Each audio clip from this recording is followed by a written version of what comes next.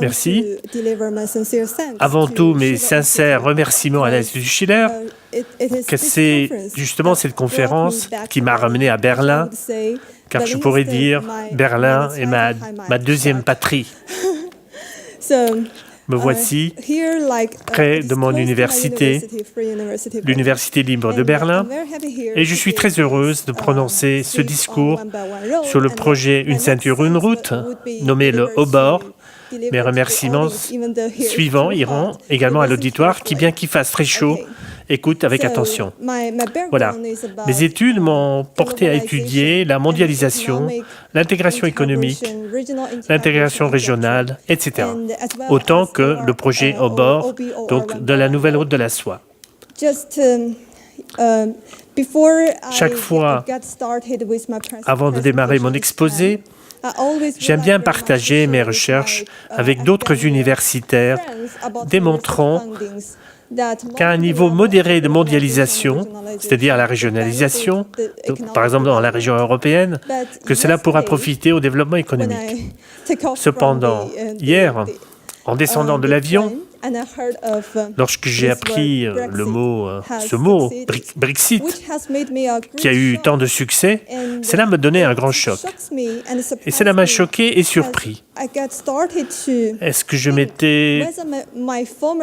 m'étais trompé dans mes recherches? Pour moi, c'est une chose nouvelle.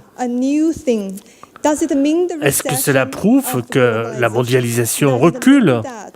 Est-ce que cela signifie que l'intégration économique et la coopération ne sont pas la bonne solution pour relever les défis mondiaux que nous devons affronter? Aujourd'hui, je veux plaider de nouveau en faveur de l'intégration économique du projet Haut-Bord et j'aimerais beaucoup défendre l'importance de la coopération économique entre pays, même si on doit faire face à un phénomène comme le Brexit. Ce n'est pas très dur à comprendre pourquoi des pays recherchent l'intégration, parfois une intégration régionale comme en Europe, parfois une intégration dans un groupe de pays appartenant à plusieurs régions, comme c'est le cas de la nouvelle route de la soie. C'est le combat contre les défis plus grands qu'amène la mondialisation. D'autre part, on pourrait dire que cela en fait partie. C'est un engagement majeur, en particulier pour ces pays qui sont moins développés ou dans une grave crise économique. Pour eux, de travailler collectivement ou régionalement à l'intérieur d'un groupe. Cela les protège de compétiteurs plus forts hors du groupe, des règles mutuelles et plus généralement des règles et des régulations inéquitables. Ainsi, le sujet qui nous intéresse ici, c'est pourquoi une intégration économique du type Haut-Bord et la coopération sont importants et nécessaires, et comment les améliorer et les coordonner avec la mondialisation. Avant tout autre argument supplémentaire, j'aimerais partager avec vous les paramètres de la situation actuelle. Pourquoi a-t-on besoin de tels projets d'intégration et d'initiatives telles que Haut-Bord? Et pourquoi nous devons travailler ensemble, collectivement? J'ai identifié 10 défis à relever dans le monde actuel. Dans ce monde. Le premier, c'est le fait que la récession mondiale se fait jour, comme vous le savez. Il est nécessaire, non seulement pour les pays émergents et en développement, mais également pour les pays développés, de travailler collectivement afin de trouver des nouvelles sources de croissance économique. Depuis une cinquantaine d'années, le commerce contribue assez peu à la croissance économique mondiale. Existe-t-il d'autres solutions? On l'ignore. Le deuxième problème à résoudre et défi à relever, c'est que les pays émergents et en développement doivent encore faire face à un sous-développement aigu. Ils doivent toujours relever le défi qui consiste à réduire la pauvreté. À notre connaissance, les objectifs du millénaire, qui étaient pour 2000-2015, ne sont pas atteints, alors que nous sommes déjà en 2016. Donc bien au-delà de la date cible, qui était 2015. La réduction de la pauvreté reste donc un des défis majeurs à relever. Le troisième défi, je dirais, c'est le risque financier mondial qui peut mettre en péril la stabilité financière et économique régionale. Par conséquent, travailler comme un groupe peut renforcer la capacité de prévenir les risques et les effets négatifs qu'amène la mondialisation. Ensuite, quel est le quatrième défi à relever? Les pays émergents et en développement doivent encore découvrir comment la construction d'une infrastructure peut servir l'interaction transfrontalière. Et la construction des infrastructures reste également une tâche urgente pour des pays européens. Est-ce que nous avons assez d'expérience dans ce domaine? Pas tout à fait. Le cinquième défi à relever est celui que pose l'apparition des défis commerciaux qui parfois découragent la coopération entre pays voisins. Ce problème peut se poser à la Chine dans ses rapports avec les pays voisins, mais également à l'Allemagne, avec d'autres pays de l'Union européenne. Comment le surmonter? Voilà le cinquième défi. Le sixième que nous devons relever, ce sont les nombreuses questions de sécurité géopolitique qui restent un frein au climat de confiance mutuelle à construire, ainsi que la normalisation des interactions entre pays. Voilà le sixième défi, la réduction des instabilités dans le monde. Le septième défi à relever, ce sont les réformes structurelles à l'intérieur de nombreux pays. On doit mieux coordonner la répartition de l'industrie. Certaines industries perdent l'avantage à cause du coût du travail. Existe-t-il une autre solution pour résoudre les problèmes? Pour la reconstruction de nos industries. Le huitième défi, ce sont les nombreuses crises régionales et partielles et l'instabilité qui hante plusieurs parties du monde, notamment la crise partielle qui frappe le Moyen-Orient, la crise des migrants ici en Europe, ou encore ce phénomène nouveau du Brexit. Enfin, le dernier problème, la difficulté d'intégrer une multitude d'institutions régionales et mondiales. Il en existe plein, parfois bilatérales, parfois multilatérales, parfois régionales et parfois globales. Parfois, j'ai envie de dire, franchement, c'est trop. Comment coordonner entre toutes ces institutions afin de les rendre plus efficaces dans leur travail? Voilà donc les 9 problèmes et les 9 défis à relever que je viens de mentionner. En fait, il y en a encore beaucoup plus. Vous pourriez vous creuser la tête et en décrire bien plus encore. Comment résoudre tous ces problèmes? Comment partager notre expérience commune et travailler ensemble pour une situation globale à la place d'une solution unilatérale? C'est ici que je voudrais soumettre plusieurs pistes de mesures qu'on pourrait inscrire dans le cadre du projet OBOR.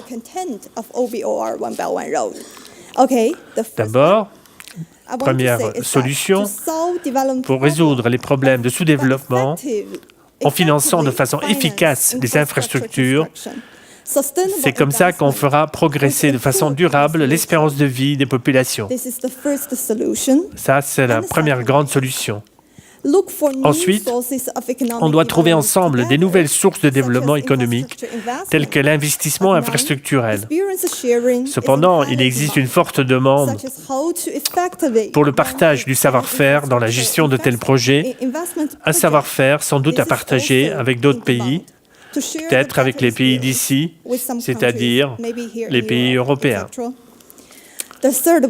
La troisième piste à creuser, c'est de prendre conscience de l'importance de la coopération transfrontalière. C'est très important. On nécessite la mise en place de mécanismes de prévention et de partage de l'information. Ensuite, on doit regarder comment gérer de façon efficace ces projets infrastructurels avec les outils qu'on vient d'évoquer. Okay, this is the second. Là, la deuxième piste. Sorry, this is the. Sorry, I just read through the Je perds mon calcul. chapters. Okay, this is the one that mentioned. Then, what else? I would like to Et quoi mention encore? is that Ensuite, ce que j'aimerais souligner, adjustment of global value chain. c'est l'importance de l'ajustement des valeurs globales. Ce n'est pas un terme académique, mais un contenu concret. Cela signifie regarder ce qui nous relie et ce qui nous fait ensemble. Par exemple, on peut envisager la relocalisation d'une chaîne de production industrielle suite à un vieillissement de la population dans une certaine région ou d'autres avantages, puisque d'autres pays disposent parfois d'avantages démographiques. Ça, c'est la quatrième piste.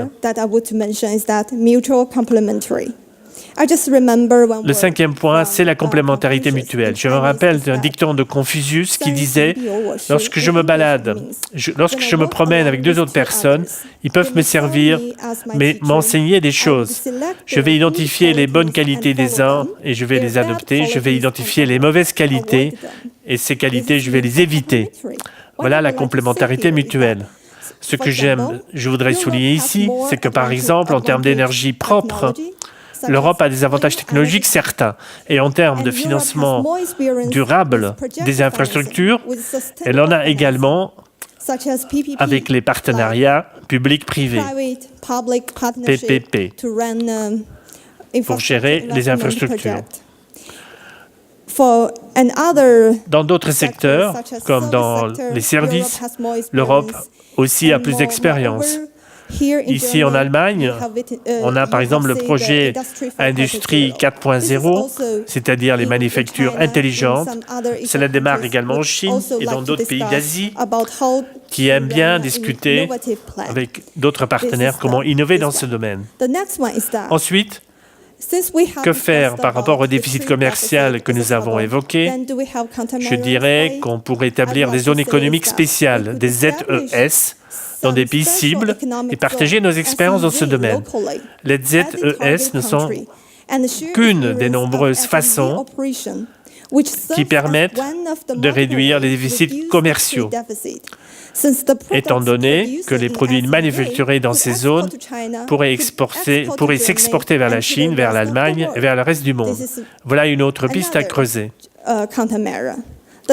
La prochaine piste à creuser, c'est de coordonner les efforts de réformes structurelles mis en œuvre dans chaque pays. On doit également redistribuer les ressources au sein d'un groupe de pays et valoriser la productivité.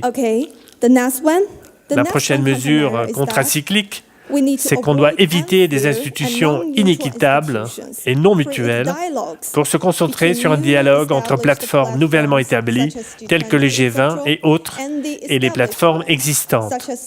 En particulier, la Banque mondiale, le FMI, etc., afin d'obtenir une coordination d'ensemble meilleure, permettant un travail plus efficace. Le dernier aspect que je veux aborder, c'est la construction de la confiance. Ceci a son importance parce que l'économie et les mécanismes de sécurité sont asymétriques.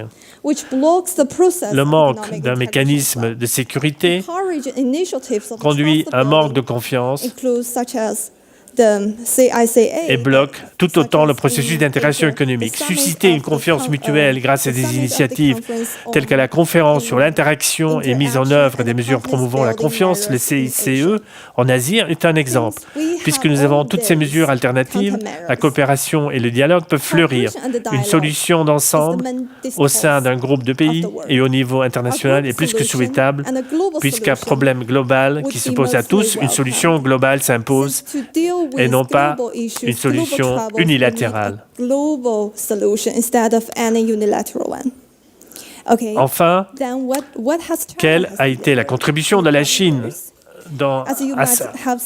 pour tous ces problèmes? Comme vous l'avez peut-être constaté, la Chine a contribué bien des choses à la gouvernance globale.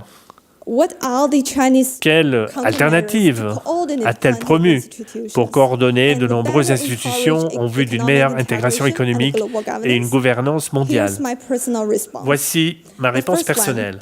La première, c'est le concept clé de l'inclusivité avec ses partenaires à la place de l'exclusion.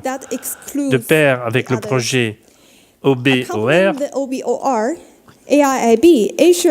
la Chine a proposé depuis 2013 la création de la Banque asiatique d'investissement dans les infrastructures, la BAII. La banque s'est ouverte depuis 2016 et comprend 57 membres fondateurs d'Asie, d'Europe, d'Afrique, d'Amérique et d'Océanie. C'est une banque qui se fixe comme objectif d'améliorer le financement urgent des infrastructures dans les pays en voie de développement.